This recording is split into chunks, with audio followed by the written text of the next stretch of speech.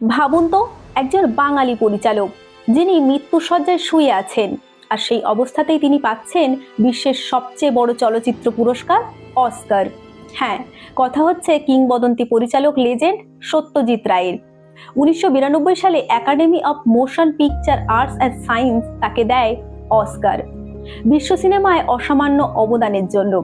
কিন্তু তখন তিনি খুবই অসুস্থ, হাসপাতালে ভর্তি, তাই অস্কার নিতে যেতে পারেননি। লস অ্যাঞ্জেলেসে তার বদলে হাসপাতালের বেডেই ক্যামেরা বসিয়ে লাইভ রেকর্ড করা হয় সেই ঐতিহাসিক বক্তব্য। তিনি বলেছিলেন, আমি ছোটবেলায় আমেরিকান সিনেমা দেখেই বড় হয়েছি, কখনো ভাবিনি একদিন আমাকে এই অস্কার দেওয়া হবে। এই ভিডিও যখন অস্কারের মঞ্চে দেখানো হয়, পুরো হল দাঁড়িয়ে পড়ে স্ট্যান্ডিং অভিশন দেয়। এইভাবেই এক বাঙালি পরিচালক বিশ্ব সিনেমায় নিজের নাম অমর করে রেখে গেছেন।